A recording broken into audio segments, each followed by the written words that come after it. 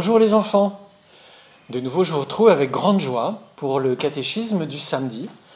Et je vous remercie, ainsi que vos parents, pour les messages que nous avons reçus à la paroisse qui nous disent qu'en tout cas, certains d'entre vous sont bien contents. Alors, aujourd'hui, comme c'est un jour de catéchisme et que le catéchisme, c'est aussi un moment où on apprend à prier, on prend un peu le temps de le faire, j'ouvre cette séance par l'illumination de la bougie.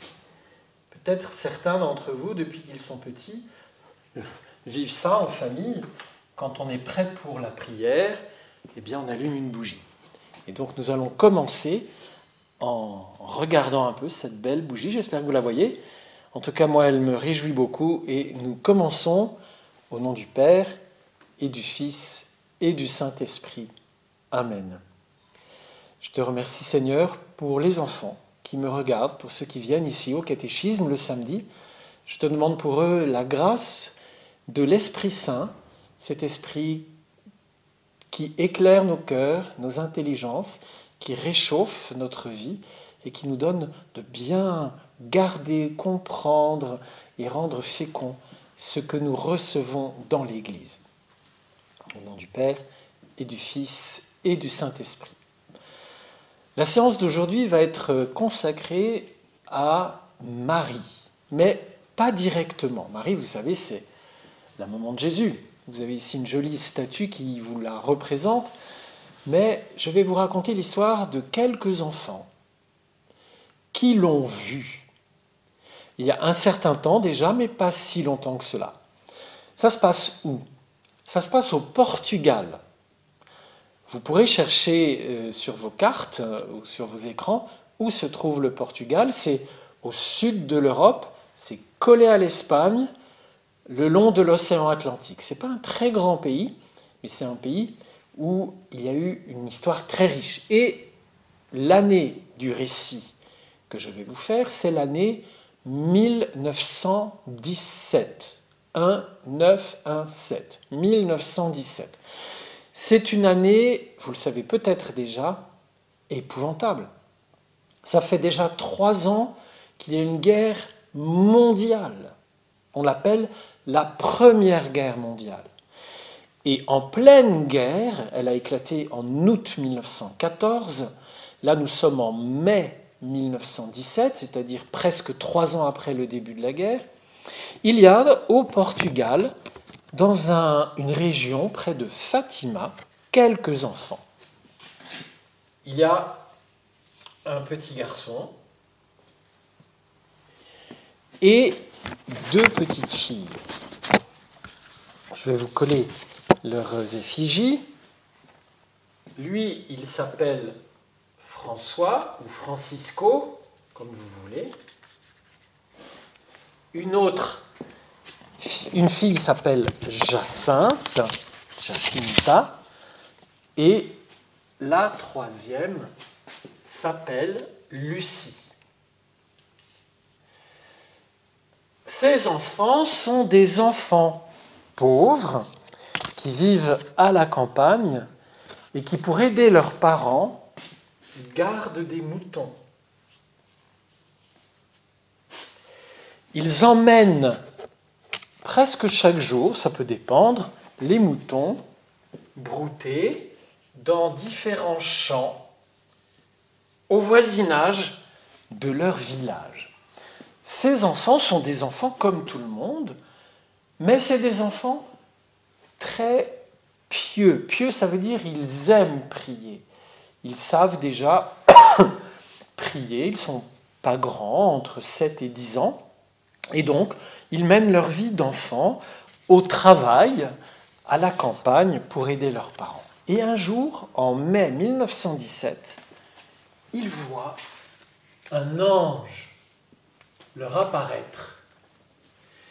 Et cet ange, très très beau, qui tout d'un coup illumine un arbre au bord d'un chemin, leur demande de prier. Et ils se mettent à prier avec cet ange. Je ne vais pas vous raconter tout en détail parce que l'histoire est assez répétitive et assez longue, mais retenez ceci, ces 3 enfants, des petits bergers pauvres, qui mènent leur vie ordinaire, tout d'un coup reçoivent la visite d'un ange, un certain nombre de fois. Et puis un beau jour,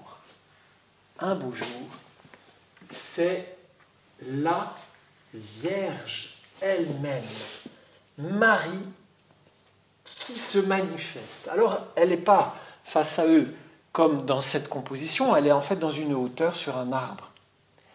Ils la voient, mais plutôt d'en bas. Mais elle s'adresse à eux, et qu'est-ce qu'elle leur demande? Surtout deux choses. Priez, priez, priez. Elle demande aux enfants de prier. Et elle demande aux enfants de prier spécialement pour la paix. Je vous rappelle qu'il y a une guerre mondiale, des millions de morts. Elle demande de prier pour la paix. Et elle ne le demande pas à des rois, à des généraux, à des ministres. Elle le demande à des enfants pauvres. Et j'y reviendrai. Ça, c'est la première chose qu'elle leur demande, de prier. Et puis elle leur demande une deuxième chose, de faire des sacrifices. Alors, on peut employer un autre mot qui veut dire la même chose, de faire des efforts, de s'efforcer d'être meilleur. Par exemple, un enfant qui serait capricieux ou coléreux, il peut faire un effort pour ne pas immédiatement trépigner parce qu'il n'a pas eu les bonbons qu'il voulait, parce qu'il n'a pas eu le jouet qu'il voulait, etc. Ça veut dire faire un effort pour s'améliorer. Ou un enfant qui ne prête jamais ses affaires. Il peut faire un effort, c'est-à-dire il peut se dire « je vais faire plaisir à quelqu'un et je vais prêter un objet que j'aime bien ou un jouet que j'aime bien ou je vais partager mon goûter ». Voilà, elle demande à Sainte Vierge de faire des efforts pour devenir meilleure parce que les efforts qu'on fait ont un impact, ça veut dire ont un effet bien au-delà de moi. Un enfant capricieux qui fait l'effort de ne pas faire son caprice, peut-être à travers le mystère de la communion des saints, à travers le circuit invisible des bonnes choses que Dieu distribue partout, peut-être que cet effort-là va aider un autre enfant, va mettre de la paix dans une famille. Et c'est à tout cela qu'il faut penser quand on voit que la Vierge s'adresse aux enfants en leur disant de prier pour la paix. Eux, s'ils prient pour la paix, ils restent dans leur champ avec leurs moutons. Mais leur prière va avoir une efficacité jusque sur les chefs d'État, sur les généraux. Parce que la prière, c'est un levier. Un levier, c'est un instrument qui te permet de soulever une charge très lourde. Et la charge la plus lourde qu'il y a dans le monde, ce n'est pas des tonnes et des tonnes de plomb ou de pierre. La charge la plus lourde, c'est le poids du péché. C'est parce qu'il y a eu trop de péché qu'il y a eu une guerre mondiale. C'est parce qu'il y a trop de péché dans le monde qu'il y a des enfants qui n'ont pas à manger, qu'il y a des parents qui sont chassés de leur pays avec leur famille. Ça, c'est un poids très, très, très, très, très lourd que seule la puissance de la prière et des efforts de la pénitence peuvent soulever. Alors, je t'ai dit, la Vierge apparaît à des enfants. Mais pourquoi des enfants? Pourquoi pas aller voir directement le roi d'Angleterre, l'empereur d'Allemagne, le tsar de Russie qui sont en guerre? Pourquoi pas? Parce que le cœur des enfants est pur. Il est disponible. Il est capable d'écouter et de sentir très profondément du premier coup la vérité. Tandis que souvent, le cœur des gens très importants est très, encombré par des tas d'idées compliquées. Alors le cœur des enfants est le plus proche du cœur de Dieu. Et c'est pour ça qu'il demande à Marie, sa mère, d'aller trouver les enfants pour leur dire ce message. Jésus aimait beaucoup les enfants. Il avait même dit aux adultes, si vous ne redevenez pas comme des enfants, vous n'entrerez pas dans le royaume des cieux. Ça ne veut pas dire que ton papa ou ta maman doit devenir tout petit comme un bébé. Ça veut dire qu'il doit retrouver ce cœur simple, ce cœur qui écoute, ce cœur qui s'émerveille, comme peut-être tu l'as toi-même encore, j'espère du moins. Alors, si vous ne redevenez pas comme des enfants, vous n'entrerez pas dans le royaume de Dieu, disait Jésus. C'est pourquoi Marie, la mère de Jésus, qu'on appelle aussi la mère de Dieu, c'est quand on prie Sainte Marie, mère de Dieu, c'est d'elle dont il s'agit. Eh bien, elle est envoyée visiter ses enfants, qui sont aussi des bergers. Ça aussi, ça nous fait penser à Jésus. Jésus dit « Mes brebis écoutent ma voix, je suis le bon berger ». Et tu sais qu'il avait un ancêtre très très très très lointain qui s'appelait David et qui a été consacré roi bien avant ta naissance.